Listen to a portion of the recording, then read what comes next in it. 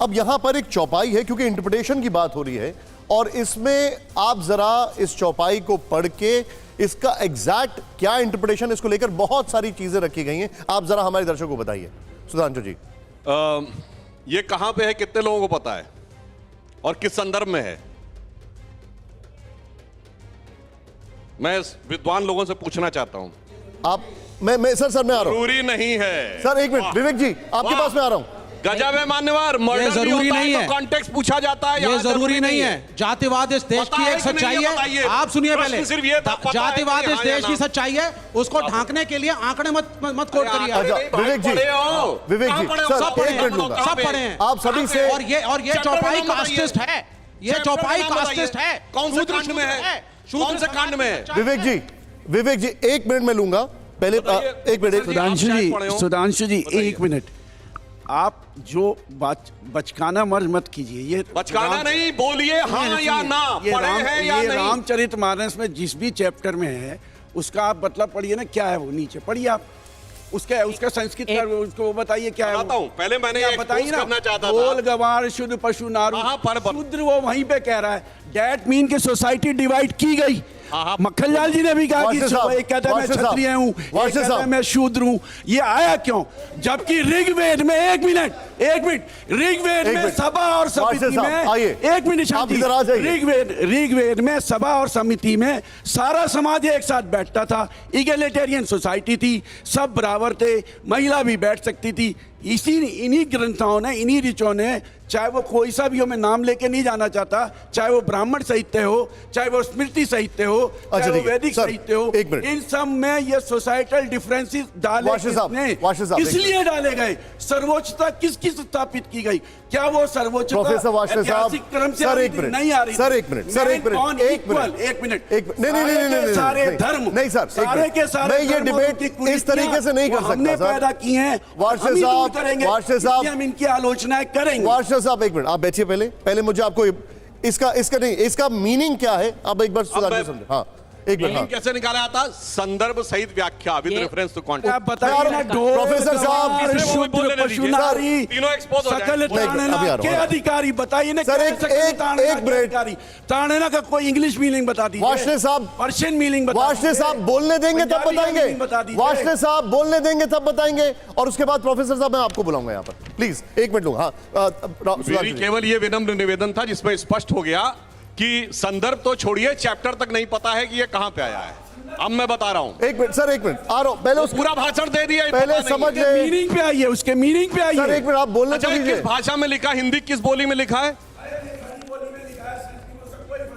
देखिए,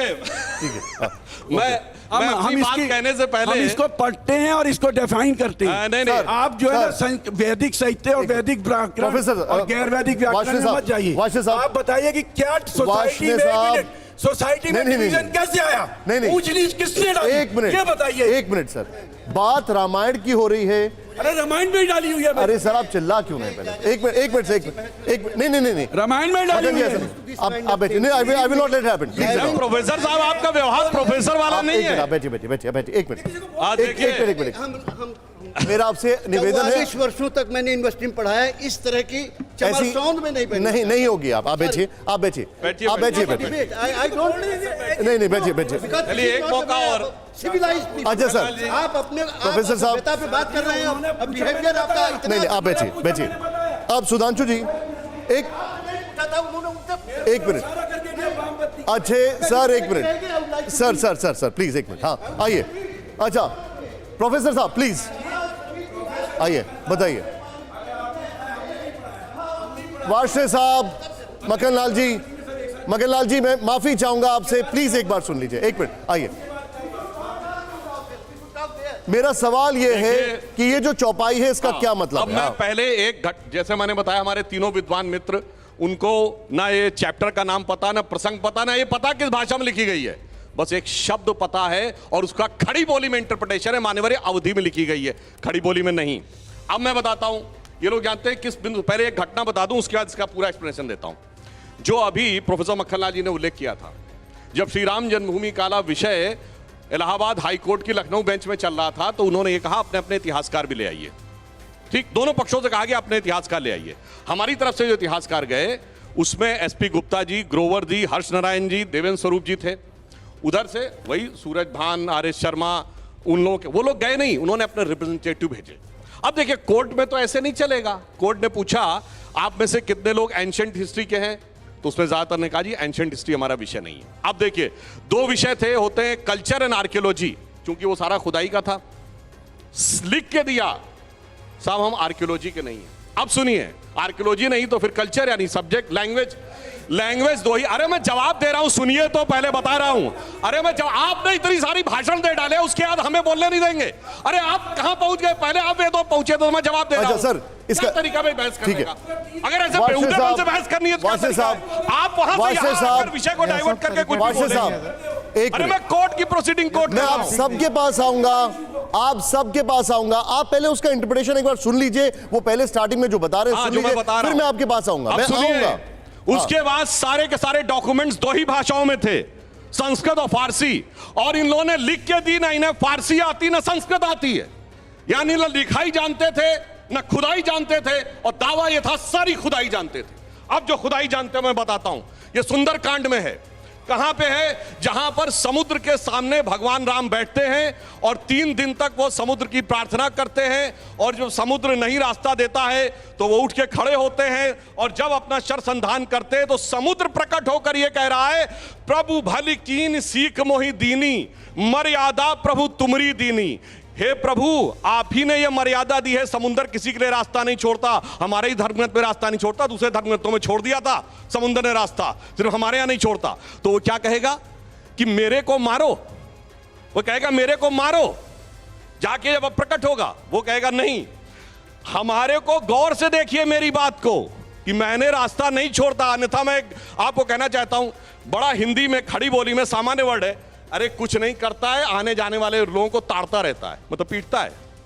हिंदी का फेमस गाना है, नंग धड़ंग बनंग किसी को दूरबीन से ताड़ के देने वाला, जब भी देता देता छप्पर फाड़ के, मतलब ताड़ के मतलब मारता है क्या, मतलब भाषा नहीं पता, अवधि भाषा में ताड़ने का अर्थ है गौर से देखना। सुधांशु जी सर एक मिनट, बड़े सुविधा की राजनीति कर रहे हो वाली बात पे आप जो बात कर रहे हैं, आपने जो समुद्र, वाशे साहब आप सुन लीजिए, इंजीनियर हो, वाशे साहब नहीं, दिस इज नॉट अलाउड, नहीं नहीं नहीं, I will not accept this. Vashe साहब आप उसका इंटरप्रिटेशन पहले होने दीजिए फिर बोलिए, आप बार बार बीच में इंटरप्ट कर रहे हैं, आपके बाकी पैनलिस्ट नहीं बोल पा रहे हैं। No no this is not allowed, आप रुक जाइए। और क्या कर रहे हैं वो? अरे भाई क्या इंटरप्रिटेशन, ना चैप्टर पता, ना लैंग्वेज पता, ना रेफरेंस पता, ना लैंग्वेज पता, और आके भाषण देने लगते हैं, रेफरेंस की बात करो। मैं इसके बाद प्रोफेसर का आचरण है, मैं डॉक्टर साहब के पास आऊंगा, मेरे साथ एक और डॉक्टर साहब हैं जेएनयू के, उनके पास। प्रोफेसर साहब आप इस समय प्रोफेसर की तरह नहीं, एक उद्दंड छात्र की तरह आचरण कर रहे हैं। विनम्रता से कहता हूं, आपको चैप्टर नहीं पता, आपको रेफरेंस नहीं पता, आपको लैंग्वेज नहीं पता, और उसके बाद आप चीख कर डिस्टर्बेंस कर रहे हैं। सर एक मिनट पूछा, बोलिए। अरे सुनिए, मैंने गाना बोल, ओके आइए आप बताइए। एक मिनट सर, एक मिनट रुक जाइए, लोगों को मौका मिलता है पहले सर, एक मिनट। नहीं क्या मतलब? नॉट एट ऑल, आप बीच बीच में इंटरप्ट कर रहे हैं। नहीं आप रुक जाइए। नहीं आई डोंट एक्सेप्ट इट। आप कर क्या रहे हैं? आप अरे सर बिहेवियर कर रहे हैं, आई डोंट एक्सेप्ट दैट, अपना आचरण टीवी पे आई डोंट एक्सेप्ट दैट। आइए सुधांशु जी इसको बता दीजिए। तो मैं पूछ रहा हूं ना, बताओ भाई, नंग धड़ंग बनंग किसी को दूरबीन से ताड़ के देने वाला, जब भी देता देता छप्पर फाड़ के, बोलो ताड़ने का अर्थ क्या है? बोलो ताड़ने का अर्थ क्या है? बोलिए ताड़ने का अर्थ क्या है? अब कॉन्टेक्स्ट आ गया, अब कॉन्टेक्स्ट आ गया।